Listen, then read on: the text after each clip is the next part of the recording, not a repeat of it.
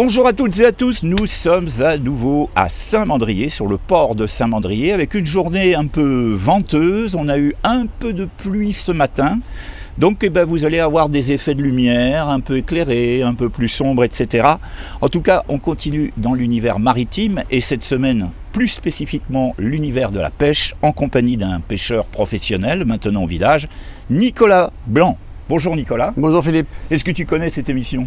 Tout à fait, je l'ai vu quelques fois. Tu l'as vu quelques fois. Oui. Donc tu connais le principe, on fait les présentations. Donc tu es né où et puis quel est ton parcours un peu scolaire, on va dire? Je suis né à Nîmes en 1971.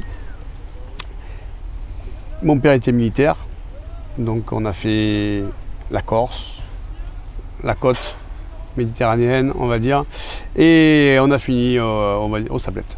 Aux Voilà, Sablettes. aux Sablettes. Et là, tu as fait quoi comme étude? J'ai grandi, je voulais faire pêcheur professionnel. Tu voulais faire pêcheur Voilà. professionnel. Mais mon père ne voulait pas. C'était donc ton rêve de jeunesse, hein, Tout à fait, tout à fait. que tu as réussi maintenant. On va en parler évidemment plus en détail. Parle-nous un petit peu de ta carrière avant d'être pêcheur professionnel. Qu'est-ce que tu as fait? Avant d'être pêcheur, je suis rentré à l'armée à 18 ans. À 18 ans. À 18 ans. Ah oui. Au service militaire. Service Dans militaire. la marine nationale. Là où j'étais affecté, ça m'a plu. Tu étais où? J'ai trouvé ça super. À la 59S, c'était l'escadrille des Fougas. Là, c'était pour apprendre aux jeunes pilotes à apponter sur les porte-avions. Ah oui, Voilà. Donc tu as fait du porte-avions J'ai fait beaucoup de porte-avions. sur le De Gaulle Non, j'ai Non. fait le Clem et le Foch. et le Foch à l'époque. Hein. Eh oui. Tout à fait. À Si l'époque. vous entendez des souffles, c'est qu'il y a du vent qui souffle. Voilà, on fait au mieux avec nos micros. On leur a mis les petites moumoutes pour le vent, mais bon, ça risque un peu. Donc tu as fait le Foch et ensuite tu as fait essentiellement, donc là on est quand même dans la marine, mais aussi un peu dans l'aviation, quoi. C'était l'aéronavale. je veux J'étais dire. dans l'aéronavale, tout à J'étais fait. dans l'aéronavale. Et en tant Voilà. qu'appelé, et j'ai fait une demande d'engagement. Ouais, Je me suis engagé. voilà. Et d'un petit parcours, je suis parti, j'ai fait 19 ans 19 ans, Voilà. donc à l'armée, à l'armée.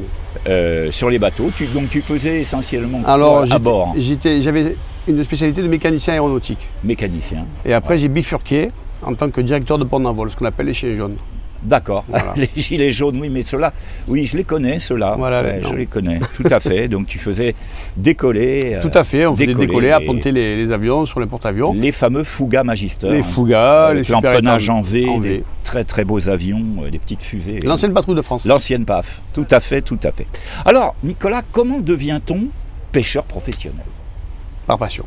Par passion. Ouais. Quand on commence cette activité, quand même, il faut avoir une formation. On ne vient pas comme ça du Tout jour à au fait. lendemain. J'achète un bateau, je cale des filets, je ne sais Non. même pas, moi. Non. Il faut bien avoir quand même une formation. Comment ça s'est Tout passé? à fait. Dans le cadre de ma reconversion, je me suis renseigné et j'ai réussi à faire donc mon capitaine de sang à l'IPFM, à la Seine-sur-Mer. Alors, pour nos spectateurs, il faut expliquer un peu. Qu'est-ce que c'est qu'un Alors, capitaine de Le sang? capitaine de sang, en fait, c'est un cours de marine marchande. D'accord. C'est comme on dirait chef de quart. Et là-dessus, on a une option pêcheur, un module pêche qui dure très très peu de temps, mais qui est obligatoire. Oui. Et on peut faire aussi bien la pêche qu'on pourrait travailler sur les navettes qui font Ah oui, qui Saint-Mandrier, font la Toulon. liaison, Tout à fait, voilà. D'accord. Parce que les poissons, bon, évidemment, comme tout le monde, hein, moi je suis un tout petit pêcheur. Voilà, j'ai pêché des petits trucs comme ça pour faire plaisir à la traîne. Mais les poissons, il faut les connaître. Alors comment on apprend à les connaître, les poissons? Sur le tas. Sur le tas. Sur le tas. Parce que quand même, un poisson, ça se ressemble, enfin tous les poissons se ressemblent un peu, mais il y a tellement d'espèces. C'est la passion qui fait ça. Depuis tout C'est la petit, je vais passion. à la pêche, donc de la pêche de loisirs, je suis passé à la pêche professionnelle. Et en allant à la pêche tous les jours, on apprend. Voilà, donc ça se fait sur le tas, quelque Tout à fait, part, tout à avec fait. cette fameuse passion. Depuis quand as-tu commencé cette activité de pêcheur professionnel maintenant? Alors j'ai fait mon cours en 2008 de capitaine de Ah sang ouais, ouais. et j'ai commencé en 2009. En 2009. Voilà. Donc maintenant, ça fait une belle carrière. Donc tu pêches, commence. comment ça se passe? Tu pêches tous les jours ou en fonction de la météo? Tant qu'il fait évidemment. beau, voilà, tout Tant à fait, qu'il tant fait qu'il beau. fait beau. Tant qu'il fait beau. je sors. Voilà. Et Vous- après le mauvais temps, on règle un peu nos vacances, on va dire. Oui, bien Entre sûr. guillemets. Vous êtes combien de pêcheurs à Saint-Mandrier? Parce que nos amis spectateurs, alors les fidèles le savent, le deuxième invité, c'était Thierry Rault, qui est le chef de la prud'homie, hein, je crois. prud'hommes. Les Les premiers prud'hommes, moi, Il je est suis le premier deuxième prud'homme. Et Tout tu à es le fait. deuxième Voilà. prud'homme. Alors vous êtes combien maintenant à Saint-Mandrier? On a à peu près 7 à 8 pêcheurs. 7 à 8 pêcheurs. Voilà, Et il y a du actifs. travail pour tous. Oui, chacun fait un peu, chacun a sa spécialité, on va dire. Ou On va en- chacun va midi à sa porte et voilà. Ouais. Alors, vous avez chacun, j'imagine, hein, tu me réponds si je me trompe, vous avez chacun des secteurs, j'imagine, où vous pêchez plus ou moins toujours. On va dire que les gens de Saint-Mandrier, on travaille autour de Saint-Mandrier. Ouais. Voilà. Après, si on veut s'éloigner vers le large, les secteurs sont beaucoup moins réduits. C'est-à-dire qu'on peut aller travailler sur les îles de Porquerolles, comme on pourrait aller travailler au large des Ambiers si on a envie. Ah ouais. Mais je parle pour le large. Ouais. Voilà. Après, effectivement, pour le travail au bord de la côte, on se doit de respecter des zones. Alors, est-ce que toi, tu es plus bord de côte ou est-ce que tu alternes des fois, tu t'en vas très loin? Les deux. Quand je prends le gros bateau, je vais travailler plus au large. Voilà, on va en parler de ça. Voilà. Tu as deux bateaux. Hein. Voilà. Ou avec le petit bateau, je reste au bord des côtes, mais on a des accords avec les Toulonnais. On va travailler dans la zone de Toulon jusqu'à. Eh oui. On va jusqu'au Pradé, un peu plus loin. Enfin, voilà. Alors, on vient de l'entendre. Tu as donc deux bateaux. Tout à fait. Le petit sur lequel nous sommes actuellement, et puis un plus gros où là, tu pars peut-être au thon ou... Non. Non, je n'ai pas cette chance d'avoir le thon. Non. Je crois qu'il y en a un qui fait le thon sur le. Tout à fait, oui, tout à fait. Il y a deux bateaux ici qui font le thon, qui ont le droit de le faire. Voilà, oui, c'est très réglementé, donc on ne joue pas. Donc j'ai acheté le bateau pour faire le thon, mais bon, on m'a toujours pas donné l'autorisation. Donc j'ai fait autre chose à côté. Donc je fais les langoustes. Et ben voilà, c'était un peu la question que j'allais te poser. Quelles sont un peu tes spécialités de pêche? Parce que tu l'évoquais tout à l'heure, chaque pêcheur a un petit peu ses spécialités. Voilà. Alors toi, quel est ton type de pêche et quelles sont tes prises, je dirais, les plus régulières? Alors avec le gros bateau, je fais beaucoup les langoustes et le palangre à dorade rose. Le palangre à dorade rose, ce qu'on appelle les beaux yeux. Les beaux yeux. Oh, voilà. Ça c'est un régal. Hein. Ça, ou les gros yeux. Ouais, chacun met la sienne. Non, mais les beaux yeux, c'est plus joli. Voilà, et puis c'est surtout plus joli quand ça passe ici et que ça arrive dans l'estomac. Donc la langouste, oui, il y a des langoustes ici. Partout. Alors, je fais le novice volontairement aussi pour les spectateurs. La langouste, ça se pêche, c'est profond, c'est plutôt le long de la côte, c'est... Alors, au printemps, on a les petites langoustes qu'on prend à partir de 15-20 mètres, qui courent sur l'algue. Et après, sinon, quand on arrive vraiment dans la saison, on les prend à partir de 50-60 mètres, jusqu'à 500-600 mètres. Alors, est-ce que ce serait dévoiler un secret de dire comment on pêche une langouste? Ah non, on les prend au filet. Au filet? Au filet, tout à fait. Il faut savoir que la langouste, c'est un nécrophage. Et donc, on laisse le filet plusieurs jours. Quelques poissons se prennent dedans. Elle les bouffe. Et elle vient manger les poissons. Et donc, du coup, hop, elle remonte avec le filet. Elle remonte dans le filet. Donc, tu pêches essentiellement au filet? Au filet et à la palangre. Et à la palangre. Est-ce que ce sont les spécialités des pêcheurs du coin, ça, ou vous faites tous pareil? Il y a quelques pêcheurs qui font la palangre, d'autres qui font que du filet. Voilà, et je pêche également à la canne aussi, comme les plaisanciers, parce que c'est une passion. Oui, alors j'invite d'ailleurs nos spectateurs à aller voir ton Facebook. Allez voir sur Facebook, tu as des prises impressionnantes de super beaux poissons que tu as fait sûrement à la canne d'ailleurs. À la canne. Voilà. Tu peux nous en reparler un peu de tes prises, tes plus belles prises? J'ai pris des grosses cérioles, des gros denchi. Le denchi, c'est vraiment le poisson que j'admire le plus, quoi. Ouais. Alors j'en ai jamais mangé. C'est bon le denchi? C'est très bon. C'est très goûteux. Très goûteux. Très goûteux. J'ai fait du barracuda. Est-ce que ça se C'est pas pareil. Non, c'est pas pareil. On va dire le barracuda c'est bon, mais le denchi et puis c'est un poisson que la meilleure des préparations, je crois que c'est la croûte de sel. Oui. Pour ce poisson, des gros poissons comme ça, ça va très bien. Bon, ben tout ça c'est très beau, puis c'est très bon. On va parler un peu du métier. On sait que c'est un métier qui est de plus en plus difficile pour tous les pêcheurs de notre pays. Hein. Je parle de la côte atlantique et bien évidemment sur la Méditerranée. Comment vois-tu l'avenir de ce métier? Au plus ça va, au plus on a des restrictions. Que ce soit de zone, que ce soit des restrictions, des coupes budgétaires aussi, qui font que nous, dans notre travail, on nous multiplie le prix du matériel, le prix du gasoil. Comme tout le monde, on est confronté, c'est un gros problème, c'est un gros pourcentage du chiffre d'affaires. Évidemment. Et de ce fait, si on n'a pas un peu les reins solides, on ne tient pas. Voilà. Donc, comme tous les pêcheurs de Saint-Mandrier, vous faites tous pareil, vous avez une halle. Hein, tout à fait. Et donc vous vendez à la halle essentiellement ou tu vends aussi dans d'autres établissements? Il faut savoir, moi qui vends mon poisson moi-même, je vends à la halle le poisson du vendredi et du samedi.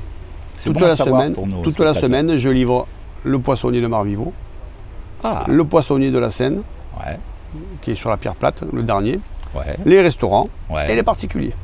Ah oui, tu fais les particuliers. Tout à fait. Bon, mais c'est bon à savoir. Donc, il y a un numéro de téléphone, comment ça? Tout à fait, il y a une carte. On va le donner, puis on va l'inscrire sur l'écran. Hein, ben, tu peux le donner, ton numéro. Eh ben, c'est le 06 63 93 20 11. Voilà, ça s'incruste sur l'écran, comme ça. Si vous voulez directement avoir du poisson plus que frais, puisqu'il sort du bateau, j'imagine, eh bien vous appelez Nicolas. Parle-nous de ton bateau maintenant. Qu'est-ce que c'est comme type de bateau et puis sa motorisation, enfin disons, qu'est-ce que c'est un peu? Alors le petit bateau, ça c'est un Navibac. C'est un bateau qui a été fait à Carqueiranne. C'est des bateaux très robustes.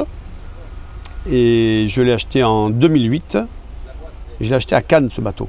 C'était un vieux monsieur qui avait ce bateau. Ouais. Et de là, j'ai un ami qui m'a donné un gros coup de main. Et on a retapé le bateau de A à Z. Vous l'avez retapé. Quel type de moteur il y a sur un bateau? Dessus, c'est un Yanmar 75 chevaux. 75 chevaux. Avec un bateau comme ça, tu peux sortir dans des mers, on va dire, bon, on va parler en Beaufort ou en Nœud. Oui, jusqu'à combien Beaufort, moi j'arrive à travailler jusqu'à Force 6. Force 6. Force 6, selon les endroits. Ah ouais, quand même. Selon les endroits. Mais Ouais. après, c'est pas que le bateau ne passerait pas, c'est qu'on déchire le matériel, les filets, les dès qu'il y a filets, du vent. s'il y a une houle, que ça se met à bouger énormément. Voilà. Mais maximum, j'arrive à travailler Force 6, selon les endroits, je dis bien. D'accord. Dernière question concernant ton métier, est-ce que tu pêches seul à bord ou est-ce que tu as des fois quelqu'un avec toi? Je suis seul. Après, j'ai le pescatourisme sur ce bateau et sur le gros. Donc je peux prendre du monde. Ah, c'est bon de savoir ça. Voilà, pour faire découvrir le métier du pêcheur. Quand est-ce que ça se passe? Pendant les saisons de vacances? Toute l'année. Toute l'année? Toute l'année, si les gens n'ont pas peur d'avoir froid, même l'hiver. D'accord. Voilà. Donc on te téléphone aussi? Tout à fait, on prend rendez-vous et on voit par rapport à la météo, bien sûr. Ouais, parce que Thierry Rowe, qui est donc le premier prud'homme que vous pouvez retrouver sur notre chaîne, lui fait également cette activité, c'est-à-dire la pêche découverte pour les non-initiés, les touristes aussi. Donc ça, c'est une expérience à vivre. On part très tôt le matin, j'imagine. On sait quand on part, on ne sait pas quand on rentre. Oui, tu ne dis pas ça, ils vont pas venir. Non, mais non, alors on va faire ce qu'on appelle le matin, on va caler les filets, c'est ça? Alors, non, les filets matin? En général, on les cale le soir. Ah. Le matin, selon l'époque, il se peut qu'on cale les filets à rouget. Ah. Parce que le rouget, c'est un poisson qui nage de jour, donc il fait le matin et le soir. Mm-hmm. Et sinon, on peut caler des palangres aussi le matin. D'accord. Voilà. Et quand on part tirer. Alors là, je vais m'adresser à nos amis voileux, parce que je suis un voileux. Donc, on fait toujours très attention quand on navigue à ces petits drapeaux qui sont calés. Alors, j'apprends là qu'en fait, vous calez le soir. Ce qui veut dire pour les navigations de nuit, il y a intérêt à faire drôlement gaffe quand on est à la voile. Alors, il faut savoir que nous, on met des lumières sur les drapeaux. Ah, voilà. C'est là où je voulais en venir, parce qu'on voit clignoter parfois, donc au moins, pas de problème. Voilà, on met des lumières et ce qui évite aux gens de se prendre dans. Eh oui, parce que ça, c'est une galère pour tout le monde. Ah oui, complètement. Pour le plaisancier, tout comme pour le pêcheur qui retrouve son matériel complètement abîmé. Détruit. Nicolas, tu sais qu'on passe à la série des questions amusantes. Tu connais ce petit exercice de style où il faut répondre très vite et expliquer surtout pourquoi on a répondu ça. Quel est ton plus beau souvenir d'enfance? La Corse. La Corse. Avec ton père? Avec mes parents, tout à fait. Avec tes parents. Donc déjà là, c'est un appel de la nature et puis de la mer. Voilà. Quelle a été ta plus belle aventure sur le bateau? Sur celui-ci? Oh, sur un de tes deux bateaux. Ta plus belle aventure en mer, pour être précis. La prise de gros poissons. Et ton plus beau alors? Ton record, c'est quoi? Je peux pas le dire. Ah! Pourquoi tu peux pas le dire? Parce que on va dire allez, un gros dentier. Allez, on va passer. Un poisson un peu moins gros, un gros dentier. Voilà. Bon, d'accord. Je crois comprendre pourquoi tu ne peux pas le dire. C'est pas grave. Si tu étais un animal. Un poisson. Un poisson? Ah, oui. Mais tu te ferais bouffer par toi-même. C'est pas grave, c'est pas grave. Tu te ferais bouffer. C'est magnifique. Les poissons sont magnifiques. Ah bah c'est beau ça. Et enfin, tiens, on change d'univers. Si tu étais une musique. Alors une musique. Je l'ai sur le bout de la langue, un truc que j'adore. Musique d'opéra. Musique d'opéra, musique classique donc. Tout à fait. Ah oui, tu as un opéra particulier qui est sur le bout de la langue, mais... C'est classique, c'est plutôt du Mozart, du Puccini, du Verdi, du Wagner, il y en a beaucoup. Ouais, je l'ai... Bon, enfin bref, on a compris, donc c'est bien. Est-ce que tu écoutes des fois de la musique en pêchant? Sur le gros bateau, sur le gros bateau, j'ai la radio, j'ai tout ce qu'il faut, pas sur le petit. Les deux questions habituelles à nos invités. Qu'est-ce que tu aimes le plus dans la vie et qu'est-ce que tu détestes le plus dans la vie? Travailler.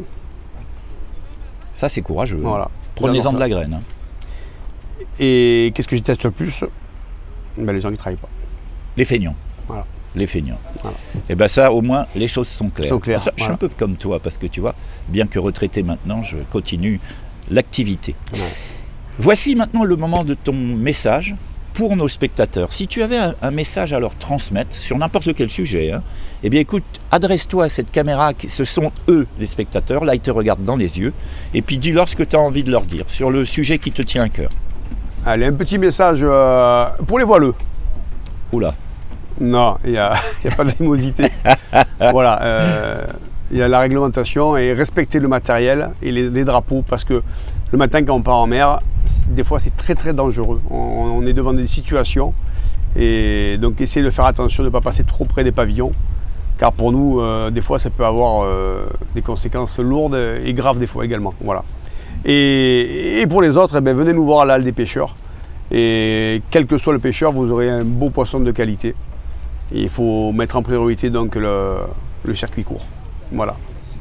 Eh bien écoute, un grand merci Nicolas merci à toi, de t'être prêté à cette interview qui plus est sur le bateau. Alors vous voyez, les images bougent ouais. Parce que depuis tout à l'heure, on est sur le bateau, il y a un peu de vent, donc voilà, on est déjà un peu dans l'esprit de la mer. Vous savez que si vous souhaitez me contacter pour de futures émissions, si vous souhaitez passer dans une émission ou éventuellement me conseiller quelqu'un que vous aimeriez voir dans l'émission, vous pouvez m'écrire sur fpm.saintmandrier1@orange.fr. Ça, c'est l'email de contact de la chaîne. Et bien en attendant, vous n'oubliez pas évidemment, si vous êtes nouveau à découvrir cette émission, à vous abonner, à cliquer sur la petite cloche des notifications qui vous permettra de savoir qu'il y a une émission toutes les semaines. C'est une émission hebdomadaire, je le rappelle. Et puis de mettre des petits pouces bleus. Et puis surtout, des commentaires, que je sache un petit peu quel est votre retour sur l'invité. Et puis également sur la chaîne. Merci à tous et à jeudi prochain.